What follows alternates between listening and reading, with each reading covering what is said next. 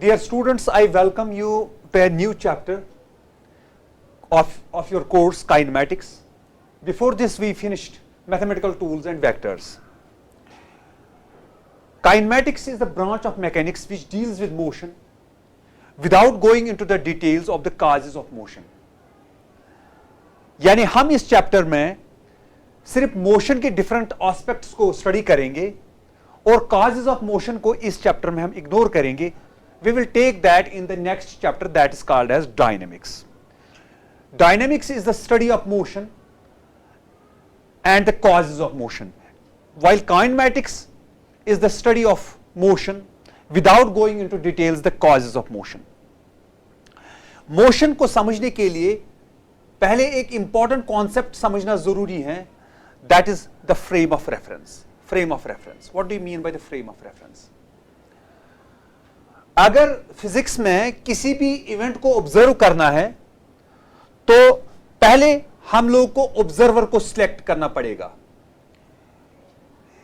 एक ऑब्जर्वेशन, एक इवेंट, उसका जो आउटकम डिफरेंट ऑब्जर्वर्स के लिए डिफरेंट होता है और डिफरेंट हो सकता है. सपोज ये एक ट्रॉली जा रही है, ये एक ट्रॉली मोशन में है, ये एक ट्रॉली है, इसमें दो फ्रेंड्स है A and B. If we ask this person A whether B is in motion with respect to him or not, he will say that B is at rest. इसी तरह अगर हम B से पूछेंगे whether A is at rest or in motion, with respect to B, A is at rest. लेकिन their third friend C, who is standing on ground, for this observer, both A and B are in motion. With respect to A, B is at rest. With respect to B, A is at rest. But for this person C, third person C, both A and B are in motion. That means for different observers, अगर different observers एक ही event को observe करते हैं तो उनके लिए outcome different आता है. इसका यह मतलब है कि किसी भी event का जो outcome है वो डिपेंड करता है ऑब्जर्वर की स्टेट पे, whether observer is in motion, whether observer is at rest, whether observer is in uniform motion और it is in accelerated motion. इसीलिए कोई भी ऑब्जर्वेशन, कोई भी इवेंट को अगर ऑब्जर्व करना होता है तो पहले हम लोग को चूज करना होता है ऑब्जर्वर, और हम उस ऑब्जर्वर के साथ एक कोऑर्डिनेट सिस्टम एसोसिएट करते हैं. कोऑर्डिनेट सिस्टम मींस अगर कार्टेशियन कोऑर्डिनेट सिस्टम माना जाए तो उसमें तीन एक्सीज होती हैं, एक X axes, Y axes and Z axes.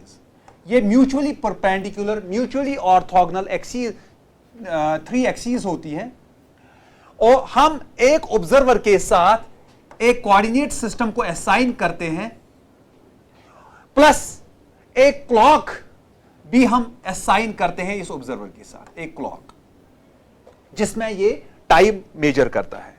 That means किसी भी इवेंट को ऑब्जर्व करने के लिए पहले ऑब्जर्वर को चूज करते हैं और उस ऑब्जर्वर के साथ एक एसोसिएट करते हैं एक कोऑर्डिनेट सिस्टम.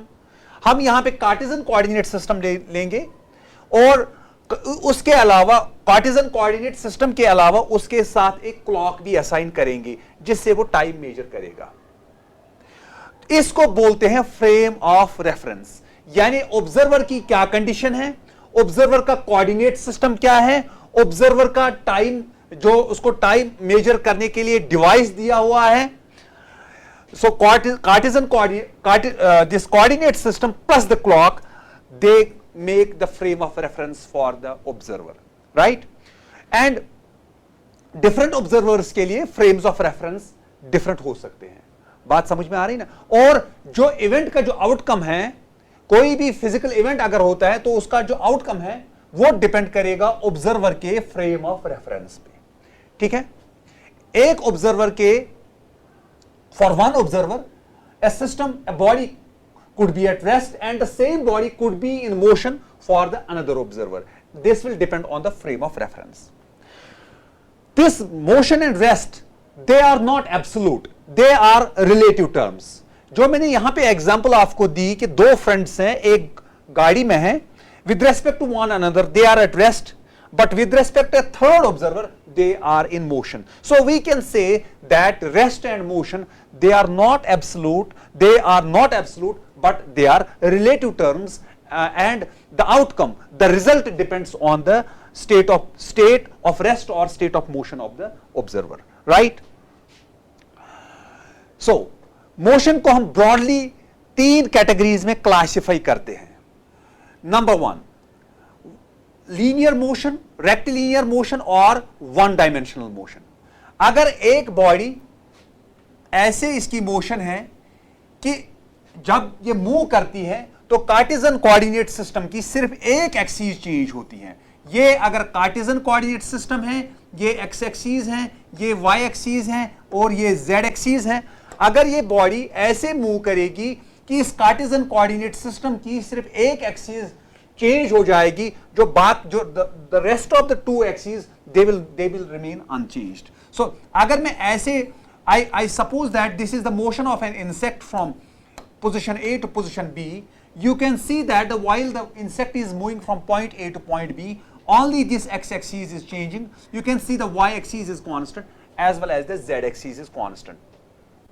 So ऐसी motion जिसमें एक ही एक्सिस कार्टेशियन कोऑर्डिनेट सिस्टम की या कोऑर्डिनेट सिस्टम की एक ही एक्सिस चेंज होती है, उस मोशन को बोलते हैं वन डायमेंशनल मोशन और रेक्टिलिनियर मोशन. ये सबसे सिंपलेस्ट केस ऑफ मोशन होती है.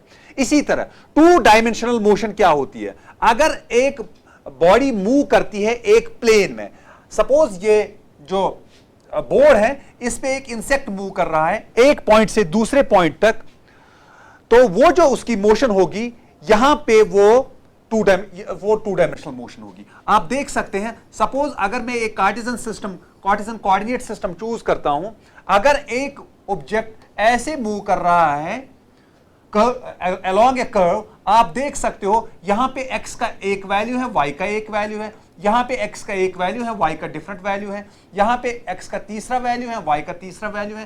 दैट मींस यहां पे वैल्यू ऑफ x डिफरेंट है, यहां पे वैल्यू ऑफ x डिफरेंट है, यहां पे वैल्यू ऑफ x डिफरेंट है, यहां पे वैल्यू ऑफ y डिफरेंट है, यहां पे वैल्यू ऑफ y डिफरेंट है, यहां पे वैल्यू ऑफ y डिफरेंट है. यानी जब भी कोई बॉडी एक प्लेन में मूव करती है तो उस टाइम जो उसकी मोशन होती है that is a 2-dimensional motion, right? That is a 2-dimensional motion. So you have understood 1-dimensional motion and 2-dimensional motion. इसी तरह अगर एक बॉडी स्पेस में मूव करती है, स्पेस में मूव करती है, उसको बोलते हैं 3-dimensional motion. यानी जब तीनों axis, x axis, y axis और z एक्सिस, तीनों एक्सिस चेंज होती हैं, ऐसी मोशन को बोलते हैं मोशन इन स्पेस और 3-dimensional motion. So motion along a straight line, that is 1-dimensional motion, motion in a plane, that is 2-dimensional motion, and motion in space, that is 3-dimensional motion, right? The first term you face when you study motion is position vector. Position vector क्या होता है? अगर आपको किसी भी body को locate करना है, इसकी पोजीशन हमें बतानी है, इसका एड्रेस बताना है, तो आप एक कार्टेशियन कोऑर्डिनेट सिस्टम चूज करते हैं. ये इस कार्टेशियन कोऑर्डिनेट सिस्टम का ओरिजिन है, ये एक्स एक्सिस है, ये वाई एक्सिस है और ये जेड एक्सिस है. ये these are the 3 mutually perpendicular axis, X axis, Y axis and Z axis. अगर ऑब्जर्वर यहां पे है, observer is sitting at the origin, with respect to the observer हमें किसी भी पार्टिकल, सपोज यहां पे पार्टिकल P है, ऑब्जेक्ट P है, इसकी पोजीशन हमें लोकेट करनी है, तो हम कैसे करेंगे? हम ये बताएंगे कि अलोंग x एक्सिस इसका वैल्यू x है, यानी अलोंग x एक्सिस यहां तक x है और अलोंग y एक्सिस यहां तक y है और अलोंग z एक्सिस यहां तक z है अगर ये स्पेस में है. तो हम इस पार्टिकल P की पोजीशन लिख सकते हैं x, y and z.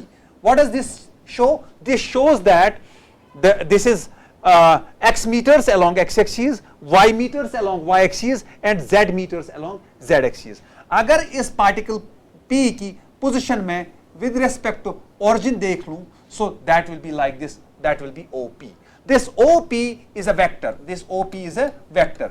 This gives me the position of the particle P with respect to the origin.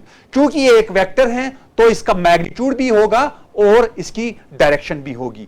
Let me write this OP vector और this position vector as, suppose मैं इसको r से represent करूंगा, so this r is the position vector, so OP vector को मैंने r position vector लिखा, तो ये कैसे मैं लिख सकता हूं, it is equal to xi यानी x metres along x axis plus y metres along j axis plus z meters along k axis. So I can write the position vector, this position vector r, this position vector OP as xi plus yj plus zk. So this will give me the location, this will give me the address of this particle p.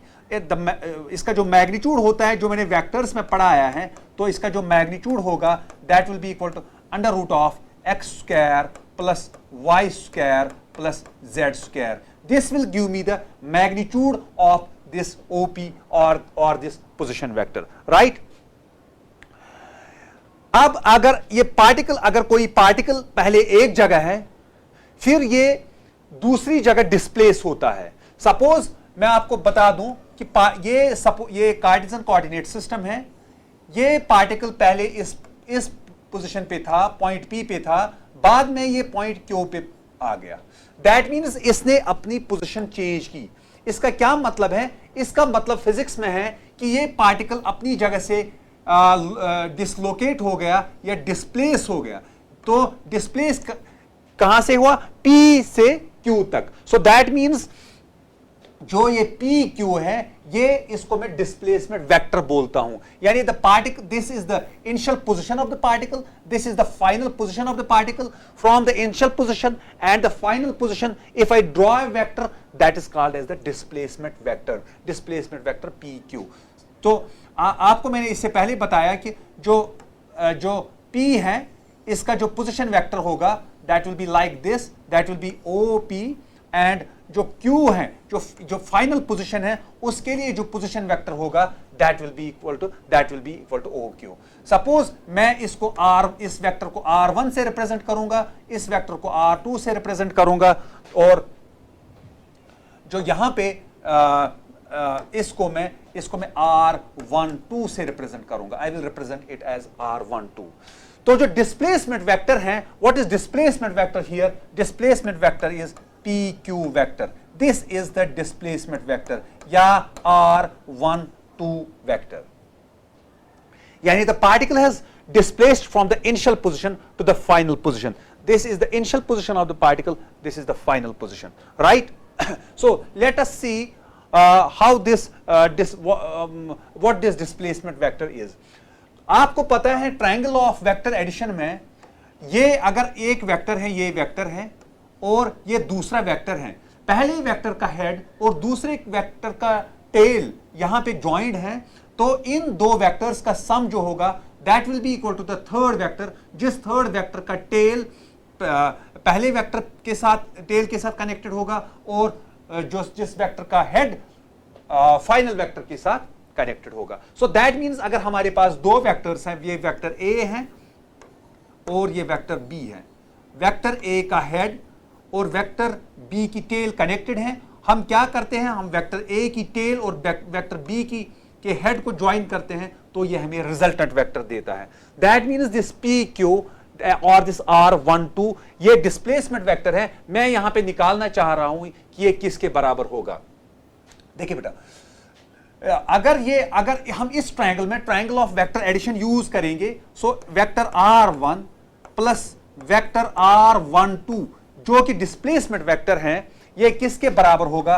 That will be equal to vector R2. So this vector R1 plus this vector R12, that is equal to this vector R2. So R12 यानी जो displacement vector हैं, that is equal to vector R2 minus vector R1. So this is the displacement vector, या जिसको मैं ऐसे represent कर सकता हूं, P vector PQ से. So vector PQ, that is the displacement vector, that is vector R2 minus vector R1, right? तो जो वेक्टर PQ है, इसको मैं कैसे लिख सकता हूं? इसको मैं ऐसे भी लिख सकता हूं, vector R2, vector R12. Vector R2 क्या है? That is OQ minus OP. Vector R1 is OP. So that means vector PQ, that is equal to vector OQ minus vector OP, right? So therefore vector r12 that is equal to OQ, vector OQ minus vector OP. And you know that this vector OQ, ये वाला vector, इसको मैं कैसे लिख सकता हूं? मैं लिखूंगा इसको x2, y2, z2 और इसको लिखूंगा मैं x1, y1, z1, यानी इनिशियल पॉइंट को मैं लिखूंगा x1, y1, z1 और फाइनल पॉइंट को मैं लिखूंगा x2, y2, z2. तो ये वेक्टर OQ किसके बराबर है? This is equal to x2i plus y2j plus z2k minus what is vector OP? So this is x1i plus y1j plus z1k. So that means this vector r12 that is equal to x2 minus x1. So x2 minus x1 into I, ठीक है ना, plus y2 minus y1 into j, y2 minus y1 into j plus z2 minus z1 k. So this will give me the displacement vector from point P to point Q. This is the displacement vector from point P to point Q.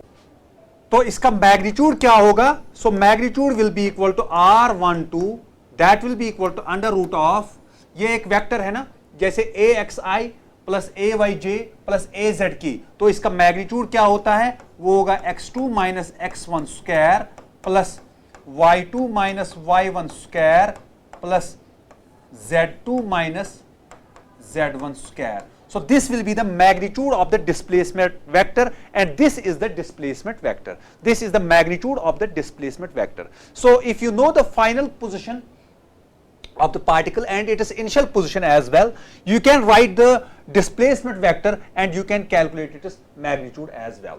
Another important concept that we study in kinematics is distance and displacement. Distance and displacement. In physics, they are considered to be different terms, distance and displacement. This distance is a scalar quantity and this displacement is a vector quantity. This distance is the total path length, total distance, total path that is covered by a particle in a definite time interval. That is distance. But the displacement is the minimum distance. It is the shortest path between the initial position and the final position. मैं यहां पे example देता हूं. मैंने ये बताया कि जो डिस्टेंस है, अगर दो पॉइंट्स के बीच में जाना होगा, दो पॉइंट्स के बीच में जाना होता है, point A, example point A से पॉइंट बी तक, तो एक बंदा ऐसे जाता है, ये इस वाली ट्रैक से जाता है, ये जो डैश ट्रैक है इस वाली ट्रैक से जाता है, तो इसने यहां से यहां तक जितना टोटल इसने पाथ कवर किया, तो that will be the distance travelled by the particle और द बॉडी. लेकिन इन जो दो पॉइंट्स के बीच में जो शॉर्टेस्ट पाथ है वो ये है, this is the displacement. So that means displacement is the shortest path between any two points, any two positions, and distance is the actual path. अगर बॉडी यहां से यहां ए से बी तक इसने ट्रैवल किया है और along this line, this curve travel किया है, तो ये जो टोटल पाथ लेंथ होगी that will be the distance. लेकिन जो shortest path from the initial point to the final point, that is the. And another simple example is that a child is moving from point A to point B, then to point C, then to D, and then back to A.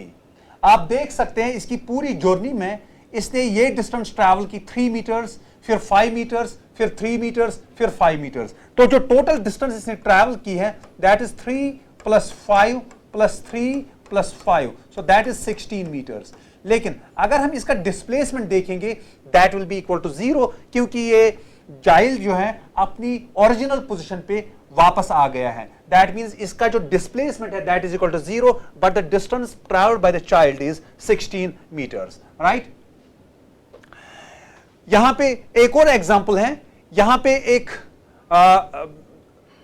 Insect ने अपनी journey start की है यहां से यहां तक, फिर यहां से यहां तक, फिर यहां से यहां तक, फिर यहां से यहां तक, फिर यहां से यहां तक. ये एक बॉडी है, इसने अपनी जर्नी स्टार्ट की है यहां से और यहां पे फिनिश किया है। सो आप देख सकते हो इसकी जो टोटल डिस्टेंस ट्रैवल्ड होगी that will be total distance will be 100 metres. 100 metre से ऐसे जाता है, फिर 75 मीटर्स, फिर फिर आता है यहां पे 40 मीटर्स, और फिर 25 मीटर्स, फिर 60 मीटर्स। तो अगर हमें टोटल इसकी डिस्टेंस देखनी होगी that will be 100 plus 75 plus 40 plus 25 and 60। लेकिन जो इसका डिस्प्लेसमेंट होगा that will be only 30 metres, that is only 30 metres. So the total distance traveled by the particle by the body is 300 meters and the displacement is only 30 meters. Now these are the different differences between distance and displacement. Let us see them one by one and I hope you will be able to understand them. Distance is a scalar quantity. मैंने आप लोगों को इससे पहले भी बताया कि जो distance है ये एक scalar quantity है, यानी डिस्टेंस जब हम दो पॉइंट्स के बीच में लेते हैं हम एक्चुअल पाथ को लेते हैं, हम कोई खास डायरेक्शन नहीं लेते हैं। तो डिस्टेंस जो है ये स्केलर क्वांटिटी है और जो डिस्प्लेसमेंट है ये एक वेक्टर क्वांटिटी है। डिस्प्लेसमेंट में आपको डायरेक्शन लेना जरूरी है और डिस्टेंस में आप कोई डायरेक्शन नहीं लेते हैं, सिर्फ आप एक्चुअल पाथ को नापते हैं कि कितनी पार्टिकल ने ट्रैवल की, वो उसकी डिस्टेंस हो गई। लेकिन जो डिस्प्लेसमेंट है वो शॉर्टेस्ट पाथ है, तो इसमें डायरेक्शनल प्रॉपर्टी आती है। तो जो डिस्प्लेसमेंट है that is a vector quantity. जो डिस्टेंस है it depends on the path and जो डिस्प्लेसमेंट है it is distance depends on the path, displacement is independent of the path but it depends on initial and final positions only. ये दो points के बीच में shortest distance है, यानी ये एक्चुअल पाथ पे डिपेंड नहीं करता है, जो डिस्टेंस है वो एक्चुअल पाथ पे डिपेंड करती है। थर्ड पॉइंट है कि डिस्टेंस ये ना तो जीरो हो सकती है ना नेगेटिव हो सकती है, उसका कोई मतलब ही नहीं है कि जीरो डिस्टेंस या नेगेटिव डिस्टेंस। लेकिन डिस्प्लेसमेंट जो है ये पॉजिटिव भी हो सकती है, नेगेटिव भी हो सकती है और जीरो भी हो सकती है। मैं आपको एग्जांपल दूंगा ये पॉजिटिव कैसे हो सकती है, जीरो कैसे हो सकती है और नेगेटिव कैसे हो सकती है। सपोज ये मैं मानता हूं ये इनिशियल पोजीशन है जहां पे बॉडी ने अपनी मोशन स्टार्ट की। अगर ये ऊपर की तरफ चला गया, इसने कुछ डिस्टेंस ट्रैवल की ऊपर की तरह, तो जो ऊपर की तरह है डिस्प्लेसमेंट है, क्योंकि वेक्टर क्वांटिटी है तो मैं मानता हूं कि जो ऊपर की तरह डिस्प्लेसमेंट है that is equal to zero. तो यहां से यानी ए से बी तक जो इसका डिस्प्लेसमेंट है दैट इज पॉजिटिव। उसके बाद बी से ए तक वापस आ गया, तो ए पे जब है ये तो उस टाइम इसका डिस्प्लेसमेंट जीरो है। अब इसने अपनी मोशन स्टार्ट की अपोजिट डायरेक्शन में, इस डायरेक्शन में स्टार्ट की। अब जो इसका डिस्प्लेसमेंट है now it is negative. So that means displacement it can be positive, it can be negative as well as zero, while as the distance cannot be negative or it cannot be zero. दो points के बीच में infinite number of distances हो सकती है, यानी आप दो पॉइंट्स के बीच में अगर आपको पॉइंट ए से पॉइंट बी के बीच में जाना है तो आप इनफिनाइट तरीके से जा सकते हैं। You can go from point A to point B by infinite number of ways. So that means distance के इनफिनाइट वैल्यूज हो सकते हैं, लेकिन डिस्प्लेसमेंट का एक ही वैल्यू होगा, that means the shortest path, जो स्ट्रेट लाइन पाथ होगा इन दो पॉइंट्स के बीच में, that will be the displacement. So that means displacement has a unique value, displacement has only a single value, लेकिन जो डिस्टेंस है उसके दो पॉइंट्स के बीच में इनफिनाइट नंबर ऑफ वैल्यूज हो सकते हैं। इसी तरह जो डिस्टेंस डिस्प्लेसमेंट मैंने आपको बताया वो शॉर्टेस्ट पाथ है बिटवीन एनी टू पॉइंट्स, तो दैट मीन्स डिस्प्लेसमेंट हमेशा डिस्टेंस से कम ही होगा या उसके बराबर होगा। अगर एक बॉडी मूव कर रही है पॉइंट ए से पॉइंट बी तक, पॉइंट ए से पॉइंट बी, तो डिस्टेंस तो कोई भी हो सकती है लेकिन डिस्प्लेसमेंट शॉर्टेस्ट है। दैट मीन्स डिस्प्लेसमेंट हमेशा डिस्टेंस से कम ही होगा। ये इसके बराबर तभी हो सकता है अगर motion of the body along a straight line है, then only we can say that displacement is equal to the distance. Otherwise in all other cases जो डिस्टेंस है इसका वैल्यू डिस्प्लेसमेंट से ज्यादा होता है, ठीक है। Now let us do some examples, we will do some numericals, जिससे आप लोगों को समझ में आएगा कि डिस्टेंस और डिस्प्लेसमेंट में एक्चुअल फर्क क्या है। A particle moves along a circular path. ये एक पार्टिकल है, it moves along a circular path. इस सर्कल का रेडियस जो है that is equal to R. It completes one revolution in 40 seconds. Calculate the distance and the displacement in 2 minutes and 20 seconds. Question है कि एक particle circular path में जा रहा है, इस सर्कुलर पाथ का जो रेडियस है that is equal to R, और एक कंप्लीट रेवोल्यूशन ये 40 सेकंड्स में कंप्लीट करता है, यानी एक रेवोल्यूशन ये 40 सेकंड्स में कंप्लीट करना है।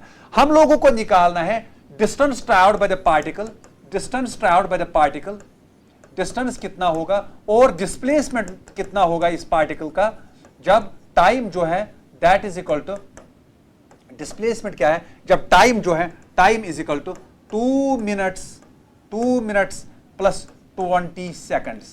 2 minutes means 120 seconds. 2 minutes means 2 into 60, that is 160.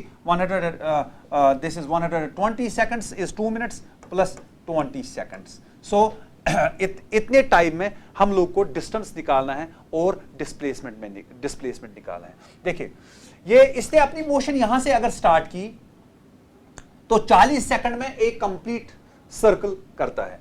That means 40 second में फिर से यहां पे आएगा, हो गया 1, 40 सेकंड में फिर से आ गया, हो गया 2, दैट मींस, और फिर 40 सेकंड में फिर से आ गया, that means 40 seconds plus 40 seconds plus 40 seconds, वही हो गया ना 120 seconds. So that means after 120 seconds particle फिर से वहीं पे होगा। देखिए 40 सेकंड्स के बाद यहां पे, फिर 40 सेकंड्स के बाद यहां पे, फिर 40 सेकंड्स के बाद फिर से यहां पे। सो that means after 120 seconds the particle will be back here. अब बच गए 20 सेकंड्स। क्योंकि 40 सेकंड्स में ये एक कंप्लीट रेवोल्यूशन करता है, तो 20 सेकंड्स में ये पहुंचेगा बी से ए तक, यानी 20 सेकंड्स में जो इसकी जो पाथ होगी that will be a semi circle like this, right.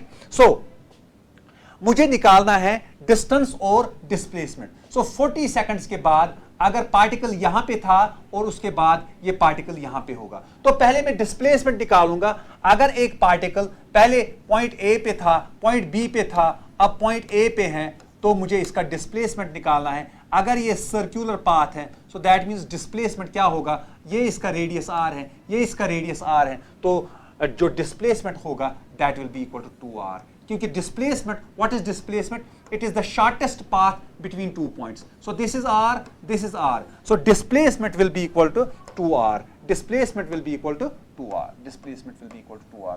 So what will be the distance, आप देखिए कितने चक्कर लगाए इसने इतने टाइम में, 3 चक्कर लगाए पूरे, एक चक्कर, दूसरा, तीसरा। सो 3 चक्कर, दैट मींस इसका जो सर्कमफ्रेंस है वो होता है 2 पाई r।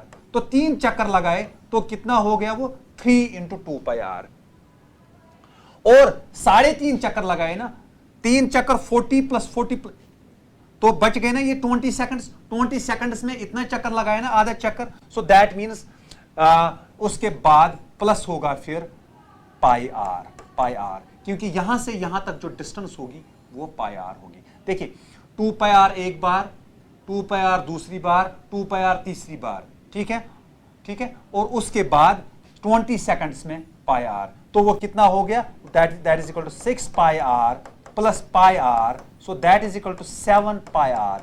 7 pi r is the total distance traveled by the particle in this time, and the displacement of the particle is 2r. Another example, a particle is moving on a circle. I don't know whether it is visible there. A particle is moving on a circle. ये इसकी final position है, ये इसकी initial position है, ये एक circular path पे move कर रहा है और इस सर्कुलर पाथ का रेडियस r है। आपको क्या निकालना है you have to find the displacement of the particle from A to B. So we have to find the displacement of the particle from A to B. This is the initial position of the particle.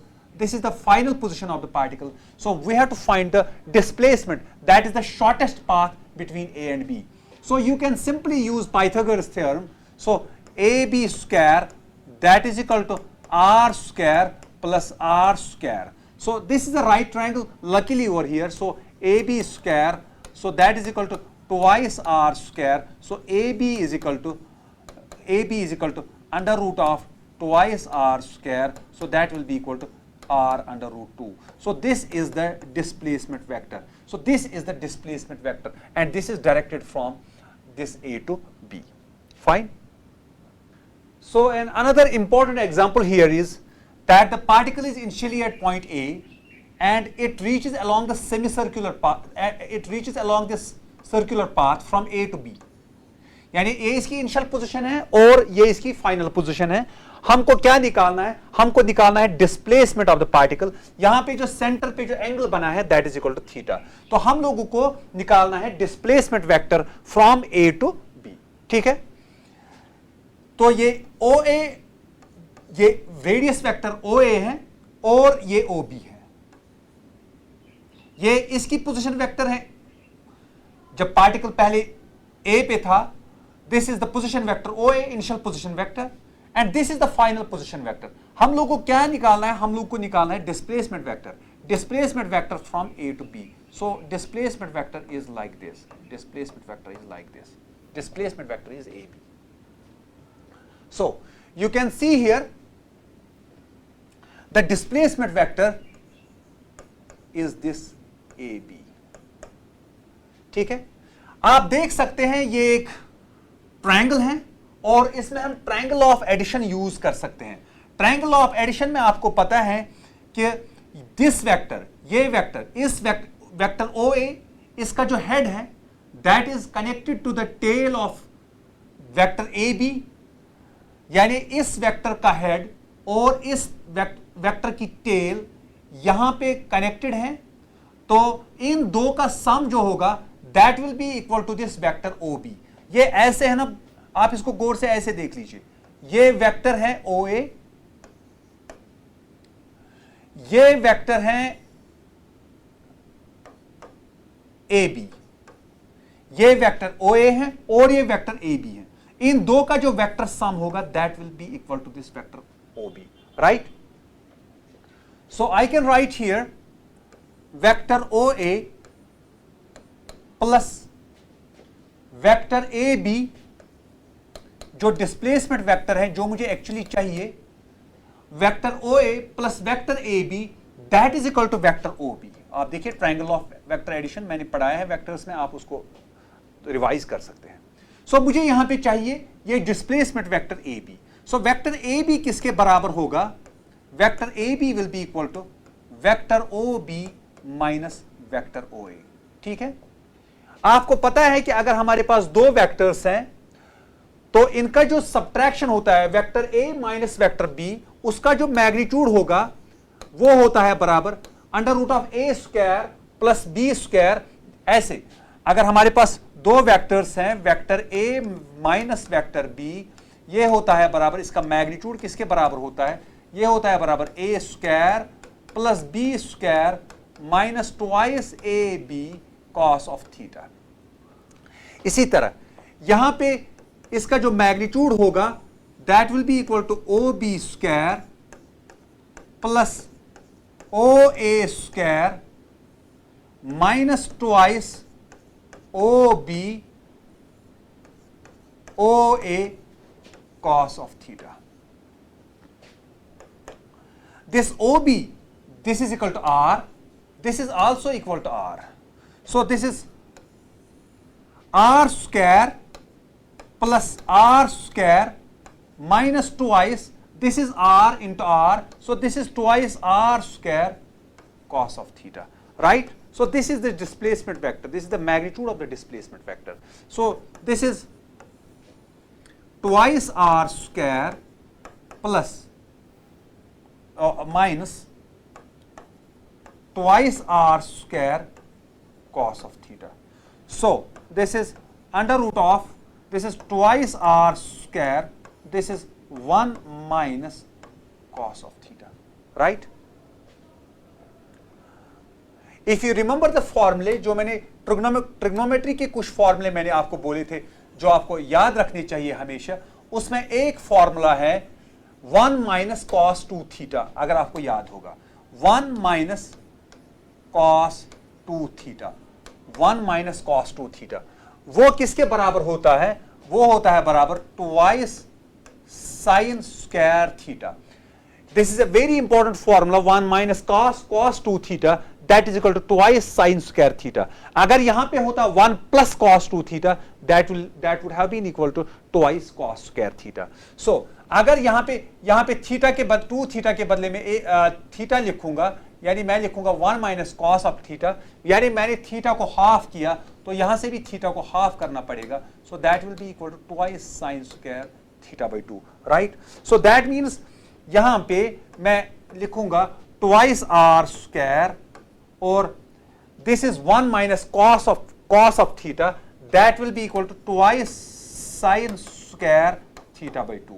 तो आप देखिए इसमें क्या होगा, इसमें this will be equal to 4r square sin square theta by 2, right? So जो displacement vector होगा that will be equal to twice r sin theta by 2. So this will be the displacement vector. अगर आपको किसी भी कोई भी दो points दिए गए होंगे एक सर्कल पे, तो आपको निकालना होगा कि इनके बीच में डिस्प्लेसमेंट कितना है, डिस्प्लेसमेंट वेक्टर क्या है, तो आप ये फॉर्मूला यूज करेंगे. आपको अगर उस सर्कल का रेडियस पता होगा, अगर आपको पता होगा कि पार्टिकल जब ए से इनिशियल पोजीशन से फाइनल पोजीशन तक गया है तो उसने कितना एंगल यहां पे बनाया है. So twice R sine theta, twice R sine theta by 2, twice R sine theta by 2. Let us remember it. So अब अगर ये, so that means it is twice R sine theta by 2 आ गया हमें डिस्प्लेसमेंट वेक्टर. अब example के तौर पे मैं बता दूं कि यहां पे एंगल थीटा जो है that is equal to 120 degree और r का वैल्यू सपोज 2 मीटर्स है. तो यहां पे जो वेक्टर जो ए बी जो डिस्प्लेसमेंट वेक्टर आएगा, so that will be equal to 2 into 2 sine of 120 divided by 2. So that will be equal to 4. So that will be equal to sine of 60. So that will be equal to 4. So and this will be equal to root 3 by 2. Sine of 60 is root 3 by 2. So that will be equal to 2 root 3. That will be the displacement vector AB. ठीक है? Another example is that a particle starts from the origin. एक particle origin से start करता है अपनी journey. Origin, ये मैं origin मानता हूं. Goes along x-axis up to a point 20 meters and 0. यानी along positive direction of x-axis ये जाता है और इसकी लोकेशन है कहां पे पहुंचता है 20 meters और 0 पे. यानी 20 meters along x-axis और along y-axis 0 है. And returns along the same line. यानी इसी लाइन से वापस आ जाता है, वापस आ गया, पहुंच गया इधर तो यह पॉइंट -20 मीटर 0, तो इधर से पहुंच गया वो -20 पे. दैट मीन्स पहले उधर पॉजिटिव था, अब यहां से -20 पे पहुंच गया. सो दैट मीन्स अब इसकी लोकेशन है -20 मीटर्स और ये 0. हम लोग को क्या निकालना है? Find the distance and the displacement of the particle during the trip. देखिए यहां पहले हम डिस्टेंस निकालते हैं. डिस्टेंस निकालना आसान है. डिस्टेंस निकालते हैं. देखिए यहां से गया पार्टिकल यहां 20 मीटर्स, वापस आया यहां तक हो गए 40 मीटर्स, फिर यहां 20 मीटर्स, तो हो गया 20 plus 20 plus 20. So that is total distance is 60 metres. अब हम देखेंगे कि what is the displacement of the particle. देखिए यहां से यहां तक गया तो डिस्प्लेसमेंट +20 था, फिर वापस आ गया तो डिस्प्लेसमेंट -20 हो गया, तो टोटल डिस्प्लेसमेंट हो गया 0. फिर यहां से इधर की तरह नेगेटिव साइड की तरह आ गया, तो इसका जो डिस्प्लेसमेंट हो गया during the trip that is this -20, ये -20. सो इसका जो डिस्प्लेसमेंट हो गया that will be equal to, displacement will be equal to displacement equal will be equal to -20 यानी -20 metres along X axis, right. Another very interesting example जिससे आपको distance और displacement का कॉन्सेप्ट ज्यादा क्लियर हो जाएगा। ये एक कार है जो जिसने ट्रैवल किया है O से पॉइंट D तक अलोंग दिस ट्रैक, O से A से B, B से C और C से D। हम लोगों को क्या क्या बोलना है? पहले distance travelled by the car and the net displacement. Distance तो कोई मुश्किल काम नहीं है, डिस्टेंस तो बहुत आसान है, डिस्टेंस तो आप आराम से निकाल सकते हैं। That is the total path length, so that is 8 + 4 + 4 + 1, that is equal to 17 kilometers. 17 kilometers is the distance. Now what is the displacement? तो डिस्टेंस में हम लोग को डायरेक्शन वायरेक्शन से कुछ लेना देना नहीं है, लेकिन डिस्प्लेसमेंट में हम लोग को डायरेक्शन का ख्याल रखना पड़ेगा। सो इनिशियल पोजीशन पार्टिकल की ये है और फाइनल पोजीशन पार्टिकल की ये है। तो हम लोगों को जो डिस्प्लेसमेंट निकालना है, तो हम लोगों को ये डिस्प्लेसमेंट वेक्टर निकालना है। We have to find this displacement vector OD, displacement vector OD। आप देखिए, पार्टिकल ने यहां से, ये ओरिजिन है, तो यहां से ट्रैवल किया है इधर के साइड में 8 किलोमीटर्स। सो अगर ये ओरिजिन है, I take this as the X axis, positive X axis, positive part of the X axis. So it is 8i। फिर पार्टिकल A से B तक गया है, कितना? 4 किलोमीटर्स, तो -4j, ऊपर की तरह +j, नीचे की तरह -j। Particle is moving towards the south, so it is -4j। फिर पार्टिकल वापस आ रहा है, ये ओरिजिन है, यहां से गया था, सो इसको हमने पॉजिटिव एक्स एक्सिस लिया था। सो अब पार्टिकल वापस आ रहा है, दैट मींस अभी जो डिस्प्लेसमेंट है वो नेगेटिव है। So that means now the displacement is negative, so it is -4i, और ये जो डिस्प्लेसमेंट है ये अलोंग एक्स एक्सिस है, सो इसीलिए मैंने लिखा -4i। अब इसके बाद particle along plus y axis ऊपर की तरह गया है 1 kilometre, so that is +j। So that means जो नेट डिस्प्लेसमेंट वेक्टर होगा, so that OD net displacement vector, that will be equal to 4i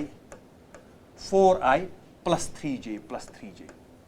so not plus, it is -3j, 4i - 3j। सो displacement vector is 4i, ये हो गया 4i और ये हो गया -3j। तो ये पार्टिकल का डिस्प्लेसमेंट वेक्टर हो गया OD। ठीक है, अब इसका मैग्नीट्यूड तो आपको वेक्टर का पता है कैसे निकालते हैं। So that will be equal to √4² + 3² + -3²। So that will be equal to 4² + 3²। So that will be equal to 16 + 9, so that will be equal to √25, so that will be equal to 5. So the magnitude of the displacement will be equal to 5 meters। लेकिन क्योंकि जो displacement है ये एक vector quantity है, तो हमें इसकी डायरेक्शन भी पता होनी चाहिए। 5 मीटर्स इसका जो मैग्नीट्यूड ऑफ द डिस्प्लेसमेंट है। Let me see what is the direction of the displacement from the initial position. तो फाइनली जो वेक्टर हम लोग को जो डिस्प्लेसमेंट वेक्टर हम लोग को मिला, that is equal to OD। Let us see how this vector OD। So this vector OD is, it is 4i, so that means 4 along x-axis, so it is 4i minus 3j, so 3 along negative direction of the x-axis, so minus 3j, so minus, here it is 3, this is origin, so this is east, this is south, this is west, and this is north. So what is the resultant of these two vectors? ये component 4i और 3j, इनका अगर हम resultant देखेंगे, so the resultant will be like this. The resultant will be like this. Resultant will be like this. So जो displacement होगा, that will be in the southeast direction. तो हम ये angle भी आराम से निकाल सकते हैं. What is this angle theta equal to? देखिए, ये यहां पे एक राइट एंगल ट्रायंगल अब बन गई, यहां पे एक राइट एंगल ट्रायंगल ऐसे है, इसमें ये जो this is equal to 3, this is equal to 3, this is equal to 4 and this is equal to theta and this is equal to 5. अगर ये पाइथाग यहाँ पे पाइथागोरस थ्योरम यूज आप करेंगे तो ये 5 आएगा. तो मैंने आपको इससे पहले भी बताया है कि ये एक बहुत ही इंपॉर्टेंट ट्रायंगल है जो आपको याद रखनी चाहिए, जिसमें ये वाला एंगल 37 डिग्री होता है, ये एंगल 37 डिग्री होता है और इसमें ये वाला जो परपेंडिकुलर होता है ये 3 होता है, ये 4 होता है, ये 5 होता है, जिसको हम पाइथागोरियन ट्रिपलेट बोलते हैं. तो कोई भी ट्रायंगल जिसमें ये 4 होगा, ये 3 होगा और ये ऑटोमेटिकली 5 होगा, तो ये जो एंगल होता है that is automatically 37 degree. So that means ये जो एंगल थीटा है यहां पे आप देखिए ये इस ट्रायंगल के साथ रिजेंबल होता है, ये एंगल जो है ये 37 डिग्री है. This theta here is equal to 37 degree.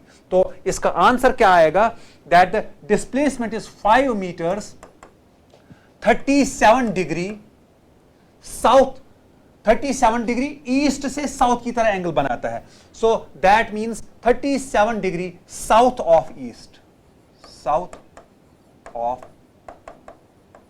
East. So that will be the displacement vector, right? So we have another question. A man moves 4 meters along east direction. So that means a man, I will show it like this.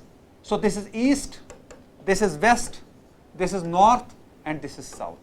A man moves 4 meters along east. So a man moves 4 meters ऐसे जाता है. Then 3 meters along north. फिर जाता है कितना 3 meters and then climbs a pole to a height of 12 meters. देखिए ये x axis है, ये y एक्सिस है, अब ये एक पोल पे चढ़ता है. सो दैट मींस जो पोल है वो जो एक्सिस है that is equal to z axis, that is perpendicular to x axis as well as the y axis.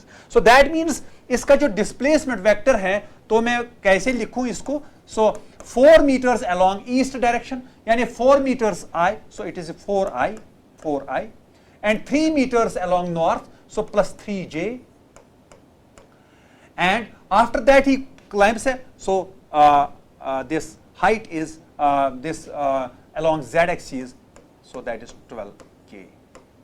So distance traveled by him is simply 4 plus 3 plus 12. So this is 7 plus 12, so that is 19 meters. That is the distance.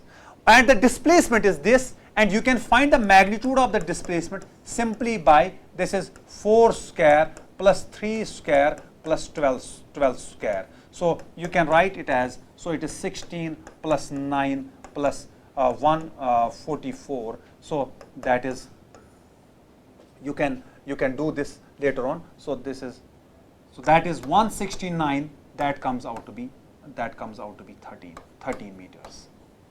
So this is the magnitude of the displacement and that is the distance. Another example we will take, this is a rectangle. A particle is starting its journey from here, from point A.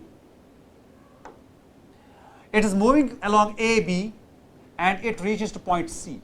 You have to find the distance and the displacement, and it is given that this AB, it is 3 meters and this BC, it is 2 meters. This is a simple question.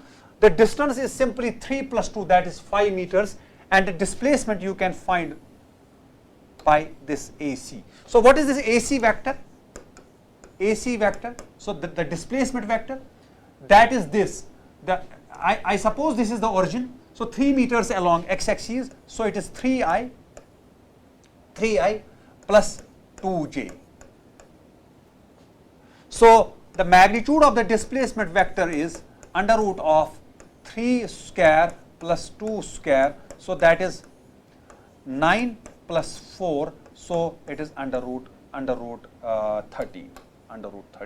So this is the displacement vector. Another question. Now we have another example, that we have a cube of side A.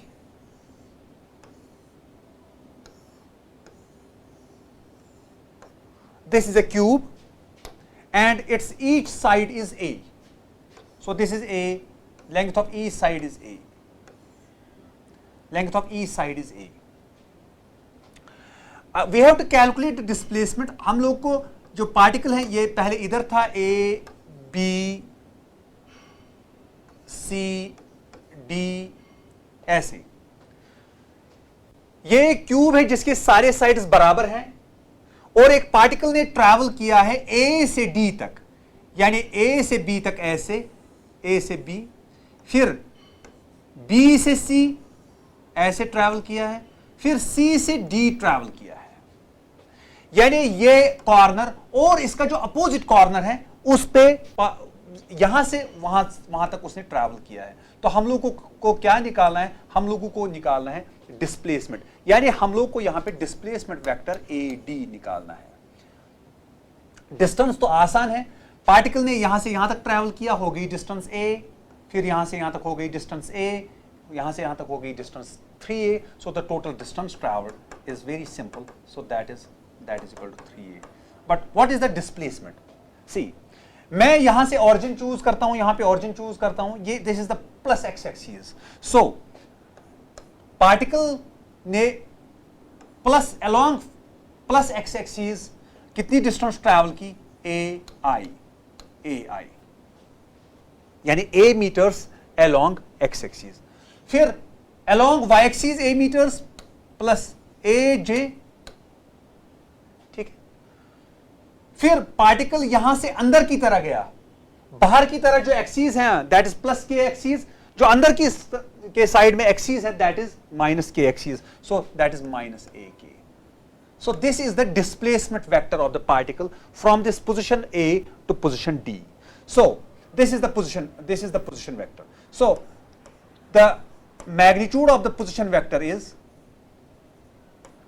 under root of, आपको पता है अगर हमारे पास vector ऐसे हैं तो इसका magnitude ऐसे लेते हैं, a square plus minus a square, so that will be equal to a square plus a square plus a square, so that will be equal to under root of 3a square, so a root से बाहर आएगा, so a root 3, so a root 3 will be the magnitude of the displacement from vector A to vector B. Thank you very much. This was about distance and displacement. In the next lecture I will take the concept of speed, velocity, average speed, average velocity, instantaneous speed, instantaneous velocity. Thank you very much. Thank you.